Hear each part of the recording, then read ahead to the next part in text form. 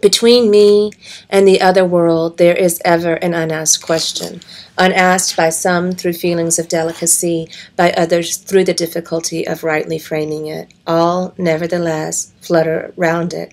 They approach me in a half-hesitant sort of way, eye me curiously or compassionately, and then, instead of saying directly, "How does it feel to be a problem?" they say, "I know an excellent colored man in my town," or "I fought at Mechanicsville," or "Do not these Southern outrages make your blood boil?"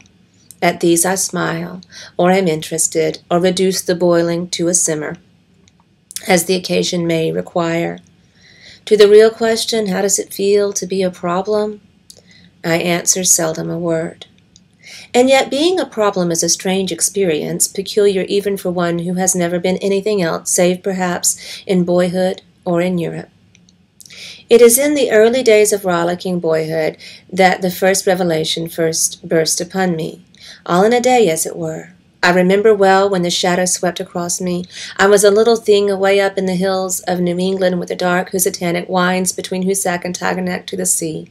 In a wee wooden schoolhouse, something put it into the boys' and girls' heads to buy gorgeous visiting cards, 10 cents a package, and exchange. The exchange was merry, till one girl, a tall newcomer, refused my card, refused it peremptorily with a glance. Then it dawned upon me with a certain suddenness that I was different from the others, or like, mayhap, in heart and life and longing, but shut out from their world by a vast veil. I had thereafter no desire to tear down that veil, to creep through. I held all beyond it in common contempt, and lived above it in a region of blue sky and great wandering shadows. That sky was bluest when I could beat my mates at examination time, or beat them at a foot race, or even beat their stringy heads. Alas, with the years all this fine contempt began to fade, for the worlds I longed for and all their dazzling opportunities were theirs, not mine. But they should not keep these prizes, I said. Some, all, I would wrest from them. Just how I would do it I could never decide, by reading law, by healing the sick, by telling the wonderful tales that swam in my head, some way. With other black boys the strife was not so fiercely sunny. Their youth shrunk into tasteless sycophancy, or into silent hatred of the pale world about them and mocking distrust of everything white, or wasted itself in a bitter cry, "Why did God make me an outcast and stranger in mine own house?" The shades of the prison house close round about us all. Walls straight and stubborn to the widest, but relentlessly narrow, tall and unscalable to sons of night who must plod darkly on in resignation, or beat unavailing palms against the stone, or steadily, half hopelessly, watch the streak of blue above. After the Egyptian and Indian, the Greek and Roman, the Teuton and the Mongolian, the Negro is a sort of seventh son, born with a veil and gifted with a second sight in this American world, a world which yields him no true self-consciousness, but only lets him see himself through the revelation of the other world. It is a peculiar sensation, this double consciousness, this sense of always looking at oneself through the eyes of others, of measuring one's soul by the tape of a world that looks on in amused contempt and pity. One ever feels his two-ness, an American, a Negro, two souls, two thoughts, two unreconciled strivings, two warring ideals in one dark body, whose dogged strength alone keeps it from being torn asunder. These are the beginning paragraphs of Chapter 1 of W.E.B. Du Bois's Souls of Black Folk. In it, he begins a kind of literary trope in which he expresses when he first became aware of racialized notions in his life, when he became aware of his race and the limits that it would put upon him, and the differences that others saw it created. And this became a very important clarion call. Many others took it up and gave what is a kind of racialized autobiography of memoir when they began to realize what race was about in America. And I ask you in your responses to this text to think about your own awakening. When did you become awakened to race in America and what it meant for you? Du Bois also created two very important ideas that have been resounding through cultural theories and multicultural literature since then. One is the concept of the veil, which is an occluding, masking mist or curtain that separates one race from another and keeps us from seeing one another clearly, almost making us invisible to ourselves and to one another. In The Invisible Man by Ralph Ellison, the introduction, not the first chapter, but the introduction, depicts this invisibility very, very beautifully. It is a narrative, fictional response to this theoretical essay, and we'll get to that later in the semester. And it's followed quickly by the first chapter of Invisible Man, which is titled The Battle Royal and stands alone as a short story. So I ask you to remember this theory when we get to Ralph Ellison.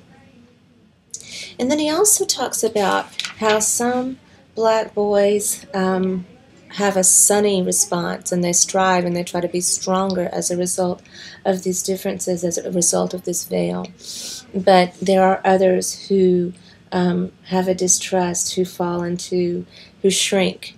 And another important writer who will come along after Dubois is a man named Richard Wright, who wrote Native Son, and he created a character named Bigger Thomas, who's one of those who shrinks, and he writes essays about the Bigger Thomases of the world. So you have Dubois, who went to Harvard, representing how to succeed against all odds, and it seems to be a story of free will and overcoming adversity. The second concept that he gives us, though, in addition to the veil, is the concept of double consciousness, which is very, very important. So page 442, he talks about being gifted with a second sight, seeing things through the eyes of the other world, a two-ness, a particular sensation of always looking at oneself through the eyes of the others. So that means that minorities in America not only have to know themselves as they know themselves, but also be aware of how they look to others who have privilege over them, who have power over them, who are in the majority in mainstream culture. And this concept has been very important in understanding racial dynamics in the caste system in America, and then later being applied to sexuality and gender dynamics as well. So, Souls of Black Folk is a very fundamental text for literary theory, cultural theory, and social theory in America. It enters into the debate about how to improve the African American society and rights within America. Dubois goes further. This is 1902, around the beginning of the 1900s, and Dubois asks Washington to take it further. Washington does not want to ask for voting rights. He doesn't want to ask for higher education. He wants to concentrate on industry, ownership, and skills education. And Washington thinks that he's giving away too much. So you can look at all the things that Washington thinks, that Dubois thinks are the consequences of Washington's limited approach. So Washington asked us to give up, or African Americans at the time, to give up political power, insistence on civil rights, and the higher education of Negro youth, in the name of industrial education, accumulation of wealth, and conciliation in the South. And then the effects of this, though, Dubois says, is the disenfranchisement of the Negro, so no voting, the legal creation of a distinct status of civil inferiority for the Negro, a caste system, and the steady withdrawal of aid from institutions from the higher training of the Negro, so limiting the minds of the African American during that time period, limiting them to industrial skills training. And then the paradoxes that he lists are that he Mr. Washington is striving nobly to make Negro artisans, businessmen, and property owners, but it is utterly impossible under modern competitive methods for working men and property owners to defend their rights and exist without the rights of suffrage. And then he insists on thrift and self-respect, but at the same time counsels a silent submission to civic inferiority such as is bound to sap the manhood of any race in the long run. And then number 3, he advocates common school and industrial training and depreciates institutions of higher learning. And if you think back on Washington's speech, he juxtaposes poetry with economic development. But neither the Negro common schools nor Tuskegee itself could remain open today if it were not for the teachers trained in Negro colleges or trained by their graduates. What is Tuskegee? Tuskegee Institute is the institute founded by Washington to educate Negroes in the South. And at first it was really about industrial training. Dubois makes a good point here, though. You couldn't have teachers for those places if they hadn't had a higher education.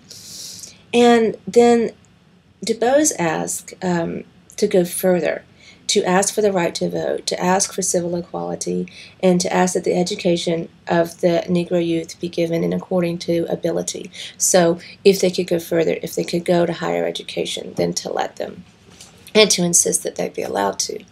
And clearly, as an academic, as a professor, I have biases for W.B. Du Bois, and many of us have throughout the years. Begun to believe that Washington was not pushing far enough or hard enough. But I have great sympathy if I think about how difficult it might have been to create any kind of goodwill among blacks and whites in the South. And then also, if you look at the history of the Tuskegee Institute, it is where many of the civil rights leaders were trained in nonviolent resistance. It's where Rosa Parks was trained to be ready to resist, to find that linchpin, to find the fulcrum where one day she didn't sit down on the, well, she didn't sit in the back of the bus, or she didn't stand, and she said, I'm just going to sit down. Many educators over the years have falsely said that she was just tired, but she had a strategy, she had a plan, she had been waiting, and this was by far not her first nonviolent civil protest, and she had learned these skills from the Tuskegee Institute. So when we look back over the trajectory of time, I wouldn't argue that Washington was right and Du Bois was wrong, but I would argue that Washington achieved quite a lot, and his reputation has gotten stronger through time, whereas Du Bois has started very strong and continued to be very strong because his work was very influential in the Harlem Renaissance, which we will get to soon. And I would ask you to think, as you're looking at these two different modes of civil advancement, which one you agree with more and why. But basically to know the differences in the approaches, and then to think on your own racial awareness and how you think things are now wherever you live. Apply these racial theories and these racial concepts to your own life, whether you are black or white or Hispanic, and also apply them to your other ways of being, your sexuality, your religion, where you are in your gender, where you are in the region in America, and see how these theories affect you and can teach you ways of being and knowing in your world.